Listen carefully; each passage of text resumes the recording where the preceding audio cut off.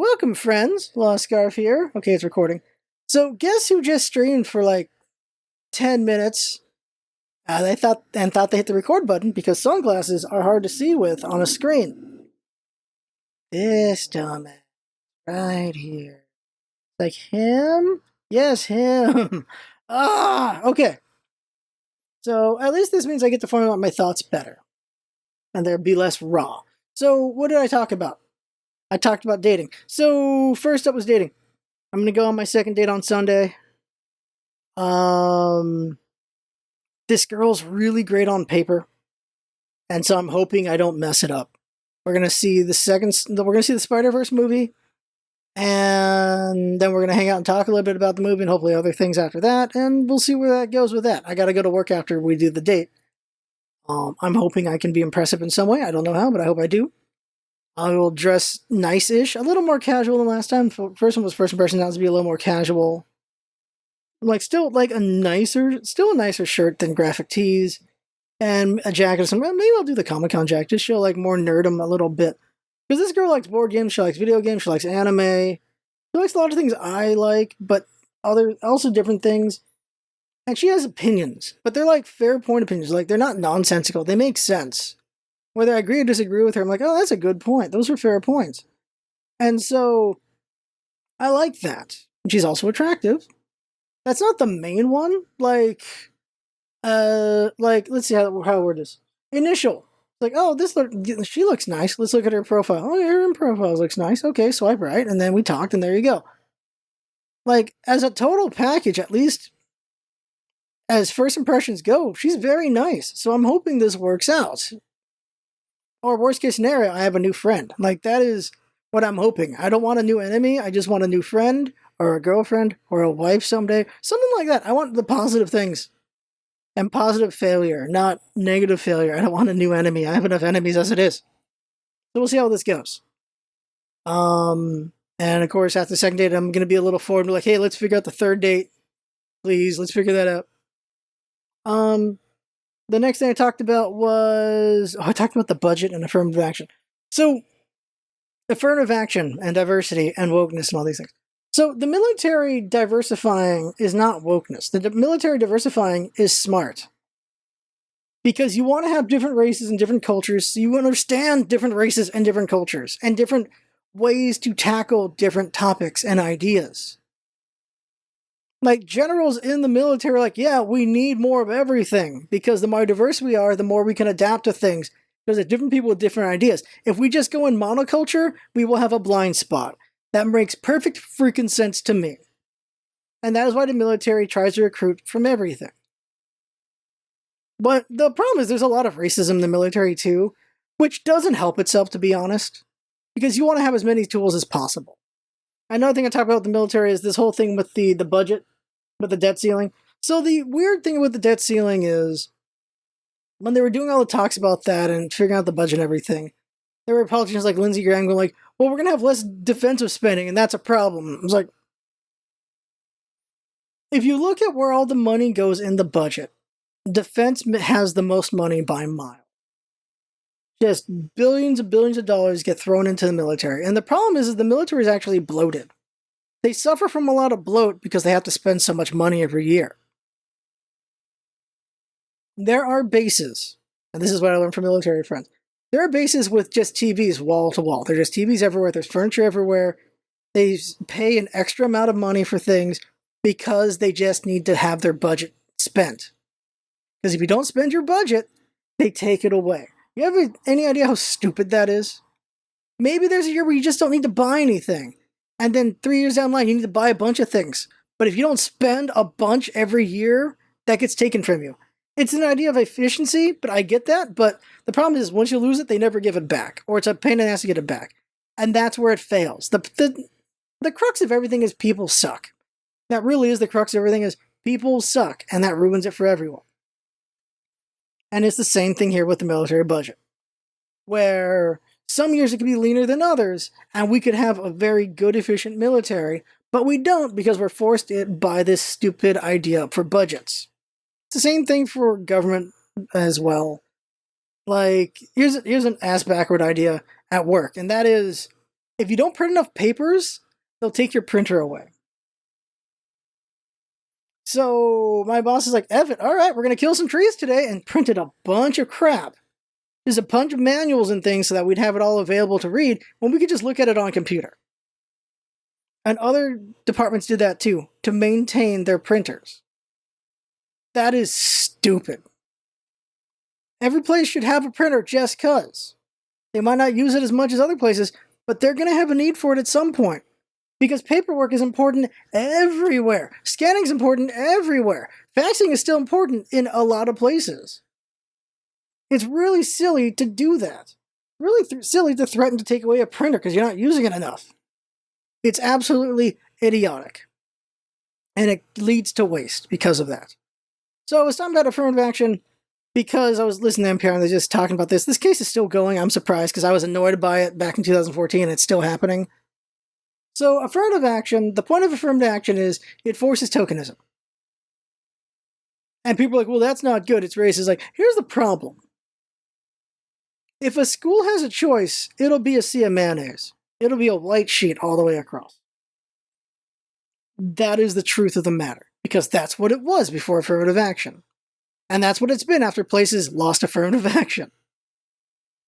The point of affirmative action is, unfortunately, tokenism because people suck. The idea is, here's the floor. Here's how many minorities you should have at least this much. And then schools will only do that, and they won't go any higher. And that's bullshit.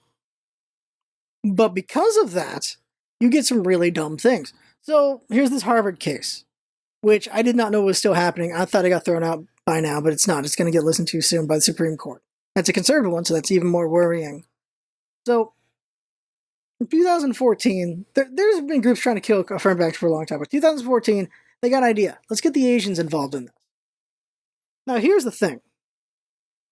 I don't get who these Asians are, but they shouldn't be going to Harvard because they're stupid. Maybe it's a forest for a trees kind of thing, because here's the thing.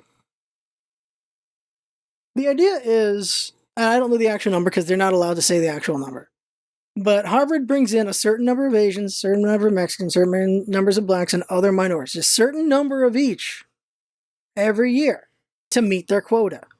And they don't hire any more. They don't bring in any more after that. So let's say it's 10%. So like 2 or 2.5% Asian, 2 or 2.5% black, Mexican, whatever. All those things get brought in. And the idea is the Asians are mad because that means there's blacks and Mexicans who are getting in when they could have more Asians in for those minority slots. Do you understand the problem here? The problem here is that's just the floor. If Harvard wanted to, instead of being 90% white people coming in, they could go 89% or 75%. But they don't because they've met their requirement.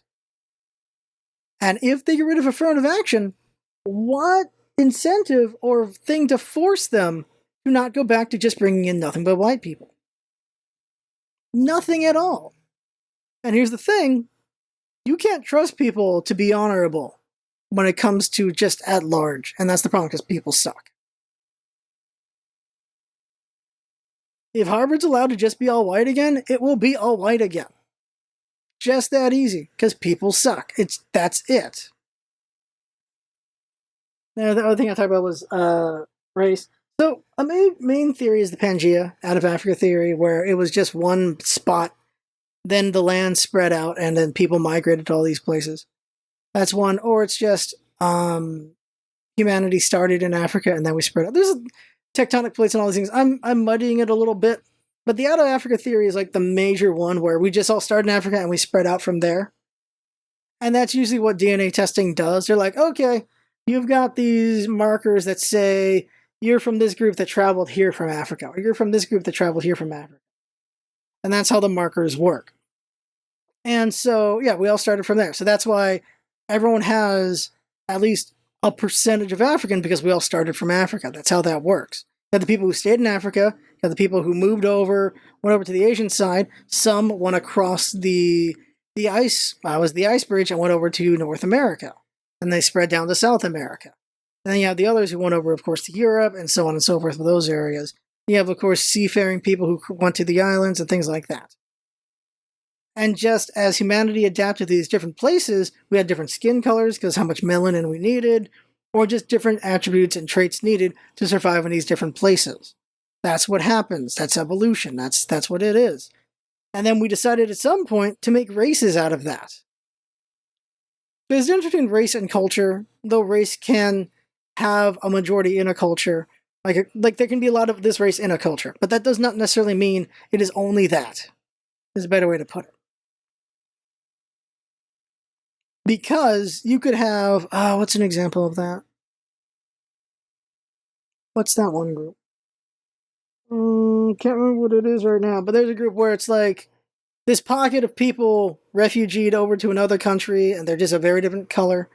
But because of they've just been there for so long, they're just of that culture now. And they're just that.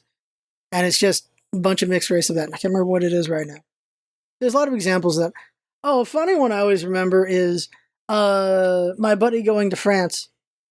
And a Frenchman learned he was American. He said, "Oh, you mutts, you mixed race. You're all just mutts over there. You and your melting pot." It was a black Frenchman. It was really weird. Really weird, because what do we think of as a Frenchman? We think white dudes. That's what we think for Frenchmen. We don't think of a black dude as a Frenchman. So that's very interesting there. And just so weird. Oh, I mean, now I think about it. Not this refugee one, but I'm thinking of another example. South Africans. They're all white. South Africans are very white. It's very odd when someone from South Africa comes to America and they're called African Americans. Like, what the hell? No, it's a white guy or a white lady. It's like, but do you not understand why they're African American? Do you not get that? That's the thing, is African American is not a good enough describer because there are white people in Africa. Same thing goes for the Egyptians. They are African Americans. They just call them Egyptians or whatever. Another thing I branched over to was, before that was, basically affirmative action is important because at least some minorities get in. We have some diversity. The problem is if you don't have that, then it's just all white again, which is really dumb to me because, like, race is not really all that useful to me. Culture is. And they get conflated. The two get conflated when they should not be. And there's a lot of bullcrap in this and that. I don't know, people suck. We like to put things in boxes and we like to be really dumb about it a lot of the time. I don't find anything useful about that. I think there's more things that define a person that you should be thinking about and concerned with than the color of their skin.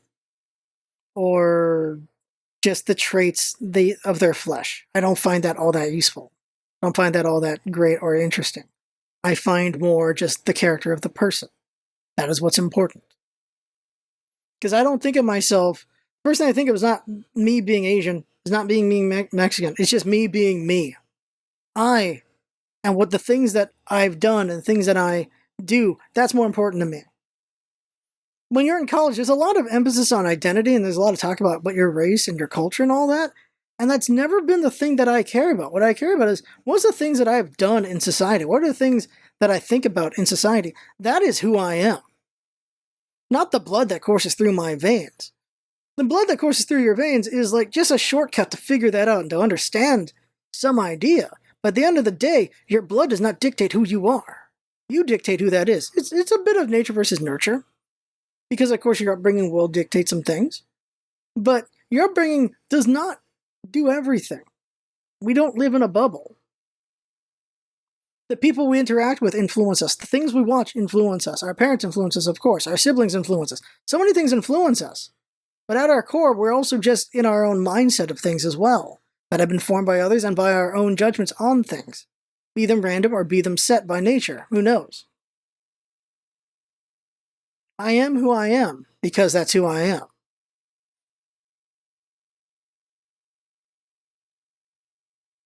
And I just don't care about doing shortcuts to figure that out. This isn't even the main topic I want to talk about. And the main topic I want to talk about is going to be very short now because we're already at this much time. So,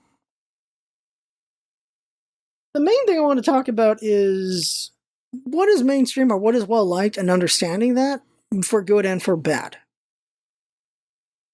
There's a thing where it's just it's a very teenager thing, and I don't necessarily find it mature, but it's just very much that, and even younger. It's Actually, it's a thing we always do no matter what. It's just how you handle it is different depending on your age. The popular thing gets derided by a lot of people, but it was popular for a reason. And understanding that is important, I think. Whether it's just to make you madder or not, I don't know. Like, Fortnite. Fortnite, lightning in a bottle, that thing exploded. When Fortnite first happened, I really enjoyed the PvE of it. And then they're like, we're going to do PUBG with Fortnite. I'm like, oh, that's a fun idea, but I don't see it going anywhere. And then look what Fortnite became. And I enjoyed Fortnite for a while. And there's times where I'm like, I'm so tired of Fortnite. I'm so tired of everyone's focus on Fortnite. And I'm turning back around, I'm like, Fortnite's still here for a reason. Like, I think it's getting stale, for sure, for a lot of people, but it's been around for a reason, and it's done very well for a reason. So good for them for doing so well. It's the same thing with EA and all their bullshit. Like, EA has made a ton of money with their games as a service bullcrap, and it's very annoying that they've done so well while being pretty just anti-consumer in a lot of things. But at the end of the day, people still spent money on all this crap that allowed them to do that. So it's partially the consumer's fault as well. And it's very unfortunate. Like, they make billions of dollars on so many ridiculous things. You have the same thing with like 2K and GTA Online, where that just keeps making money, so they just keep doing crap for that. It's like, well, it's no surprise we're not going to see a GTA 6 for a very long time because of that. They don't need to. They can just keep pushing into that. Games as a service causes stagnation in some ways, but people are just so entertained. It's like, well, you got to give credit to that. Talking about a different media, Big Bang Theory is absolute trash in my book. I just don't understand why people like it. I look, I'm like, it's the whole, like, they're just referencing. It's not actually a well-crafted joke. They're just making a reference, and people are laughing, and it's very stupid to me. I just hate this thing. But someone made an interesting point. It's like, well, it's not for you who actually knows this stuff. It's for the people outside in. It's for the people who don't necessarily understand nerd culture. And they get an interesting, like, touchstone of it. And they're like, oh, that's funny. Oh, look at these nerds, that's funny. And there are some nerds who just enjoy when something they like is referenced. It's like, I get that. And then they just grab onto that. But I found it insultingly bad. Every time I saw Big Bang, I found it insultingly bad. Even before it was popular, I'm like, oh, this isn't very good. And they got more popular, like, why the hell is this terrible thing still around? All I can appreciate is, like, it was just something some people really enjoyed. I look at the same thing with, like, Blue Bloods. Blue Bloods is very strong propaganda. Ridiculously strong propaganda.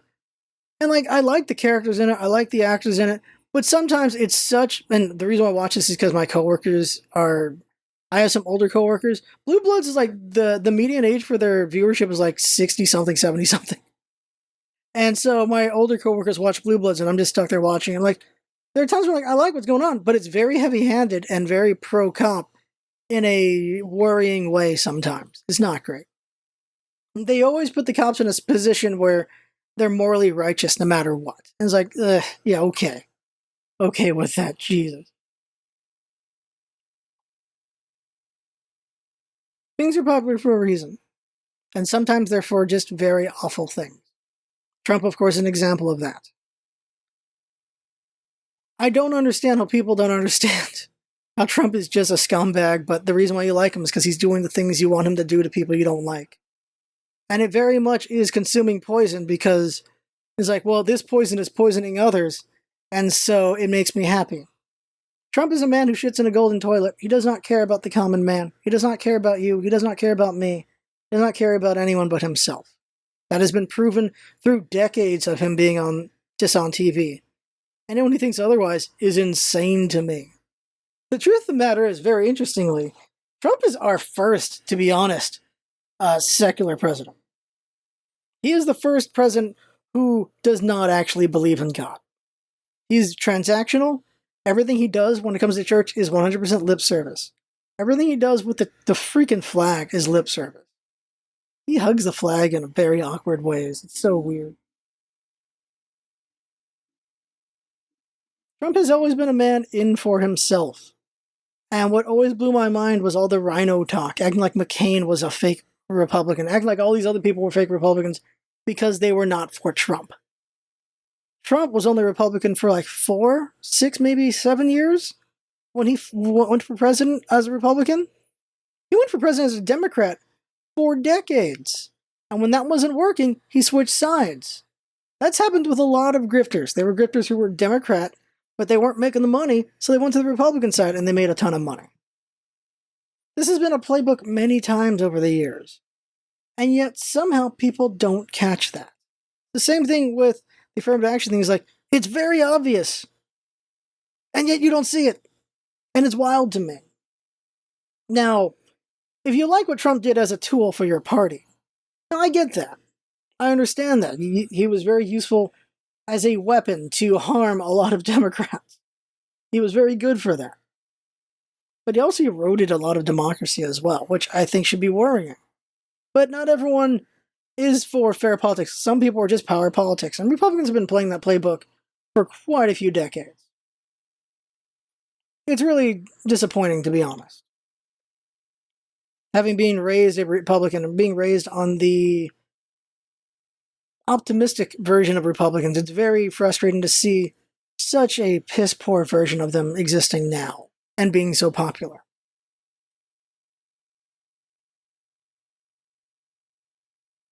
It's just understanding, why is it popular? Why is this the thing? And it really is because people are really bad at variety. We're just really good at binary. And because we're good at binary, we just suck. Because binary ain't good enough, to be honest. It's just not good enough. But it is what it is. I was just thinking about that, and I don't have really a good ending to that. I was just thinking about, like, things are popular for a reason. Good or bad, things are popular for a reason. And trying to understand why they are. And sometimes the answer is, it's because people suck. Sometimes it's just it. People just suck. There are plenty of shitty people in everything. It's just too bad. At the end of the day, I wish we were more altruistic, we were more empathetic, but we really aren't. But fortunately, there are people who still try. There are people who still do that. But I think the problem is, there's a lot more psychopaths out there than we realize. Alright, so that is the vlog. I went very long there. Hope you had an interesting time listening to all that. And I hope it was, made you think. I think it's important that we all think more. Myself included. Like, there are times where I will think something very close-minded, and then finally it gets to me like, wait, that was extremely close-minded. I should think more on that. And I take the time to think about it more, and I take the time to just read up more. I'm like, all right, okay. Maybe I was still right, or maybe I was still wrong. There are times when that happens. There's times when I'm like, okay, I was still right, but not completely. There's times like, oh, I was totally wrong. I should really evaluate and just improve on my opinions on things. Those happen. I'm thankful those happen. I'm thankful I try to do that. All right, that's it. That's the vlog. Thanks for coming by, everyone. See you later. All right, next podcast is the Kirby Return to Dreamland Deluxe. That's the next one. Then the anime. See ya. Bye, bye, bye, bye, bye, bye, bye, bye, bye, bye, bye, bye, bye. Let's do it. Bye, bye, bye, bye, bye, bye, bye, bye, bye, bye, bye, bye, bye, bye, bye, bye, bye, bye. No, right here. Bye, bye, bye, bye, bye. Bye, bye, bye, bye, bye, bye, bye, bye. Trying to find that rhythm. Bye, bye, bye, bye, bye, bye, bye, bye, bye, bye, bye, bye, bye, bye. There it is. See ya.